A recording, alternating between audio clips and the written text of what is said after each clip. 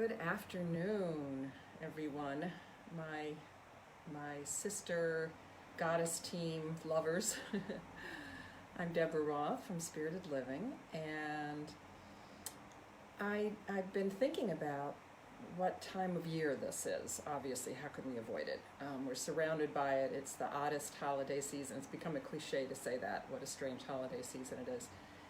And thinking that I really wanted to focus on the light. We're coming up to the winter solstice in a couple weeks. We are still in the darkest weeks of the year, and we'll talk more about that as we get closer to the winter solstice.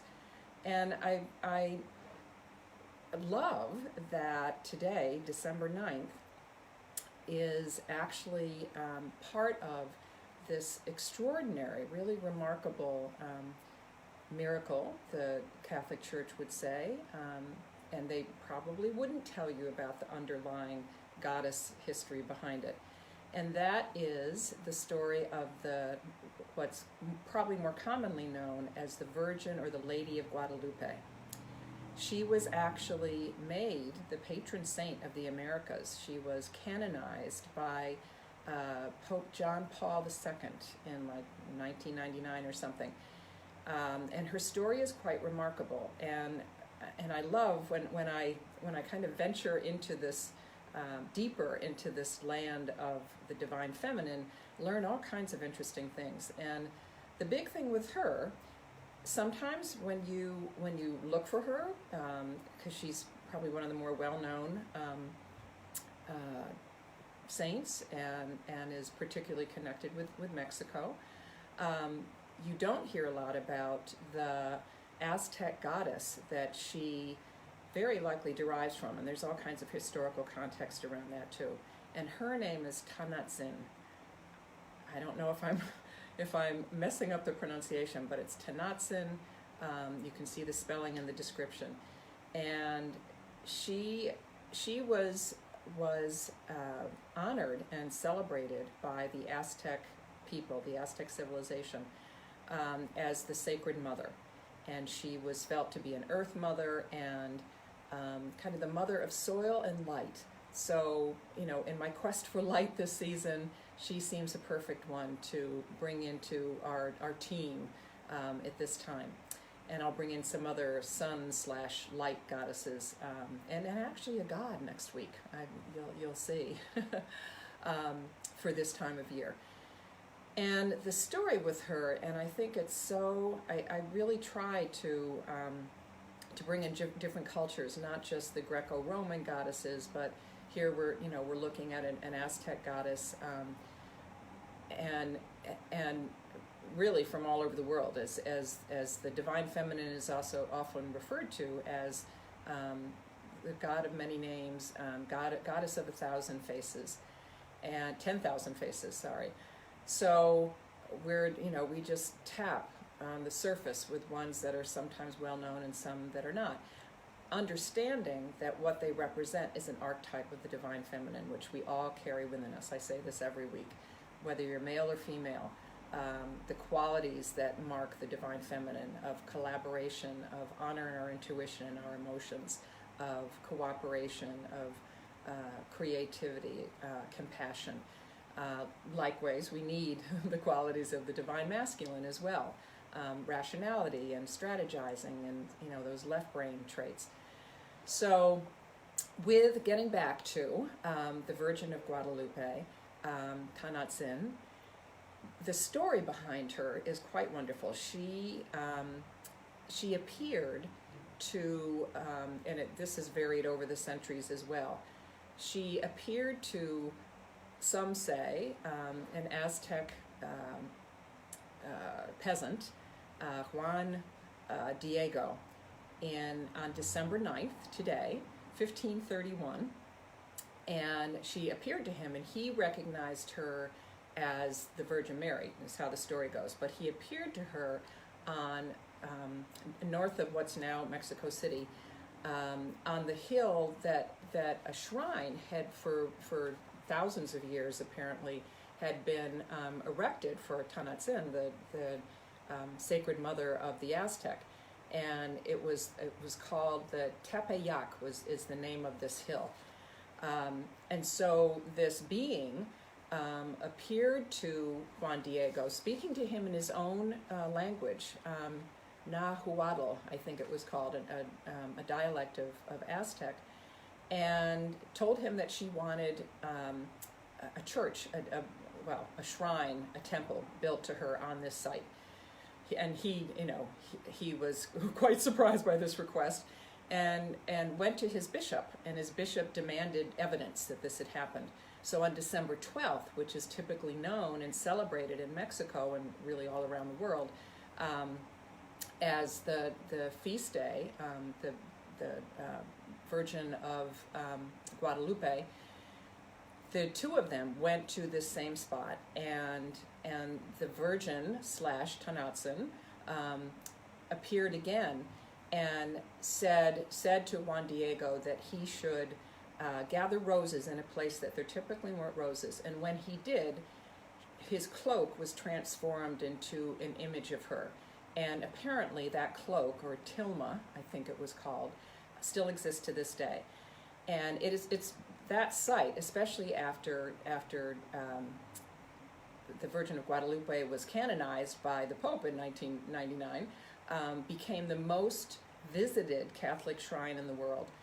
So all that you can find out in any kind of Christian site. Probably the other side of the story is really the why it's so important for us to understand where so many of these modern representatives of the representations of the divine feminine come from, because the Aztec, when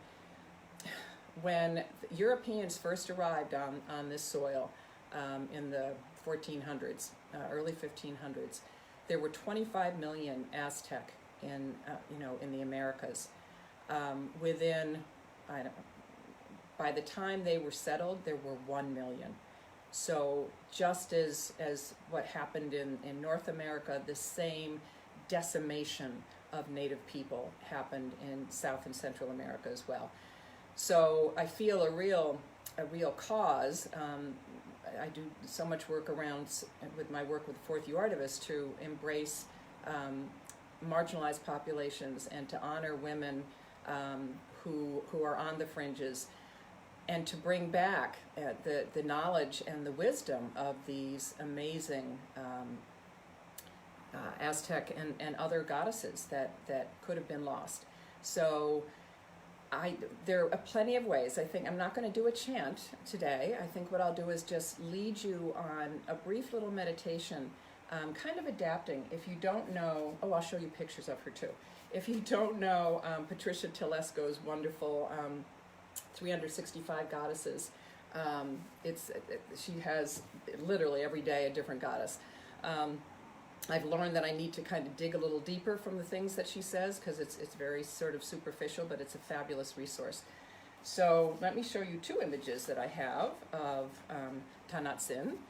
This is one in those beautiful bright colors, and you can see she's an earth mother, and she's got a heart of earth.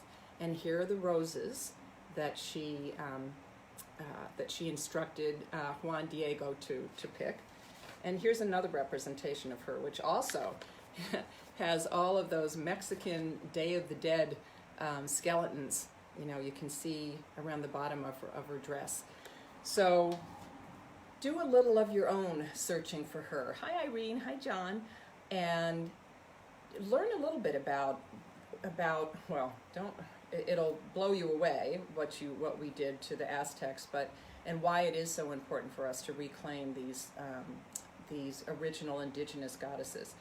So what I invite you to do to prepare, so December 9th today was the first sighting of Tonantzin / Virgin of Guadalupe, and then on December 12th is when he brought the bishop back, and his cloak was transformed into a vision of the Virgin of Tonantzin.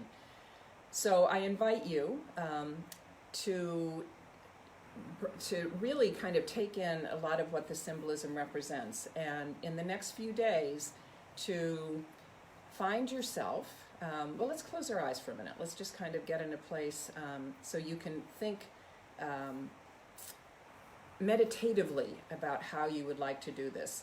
This is a time when it's wonderful because she is a goddess of light, and you might think about doing this after we leave here today, to light a candle, put it in front of a house plant. That will make her very happy. And just take a moment to breathe into your own inner light. The light that is fed and burns through, brightens the world from Tonantzin. And allow that candle that you light later to really represent Tonantzin's presence in your home. And then imagine yourself finding some seeds, wrapping them in a green cloth, green for the earth, green for fertility, as this sacred mother goddess represents. And think about naming the seed after some kind of earth quality, groundedness, purpose, some quality of the earth that you would like to embody in honor of Tonantzin. What do you want to develop in your life as a strong foundation to build on? What earth energy represents? And then at some point, and you can listen to this again, put the seed and some soil in a planter, maybe in a house plant you already have at home. And just know that Tonantzin's magic will be there for you to manifest growth for your seed and in your life. So I invite you, take a deep breath, open your eyes if you haven't already, and think about how you would like to embrace this revered sacred mother Aztec goddess, Tonantzin, both today and in 3 days on Saturday, on the world celebrated Feast of the Virgin of Guadalupe. And how do you embody those earthy qualities yourself? Thank you all for joining me this week.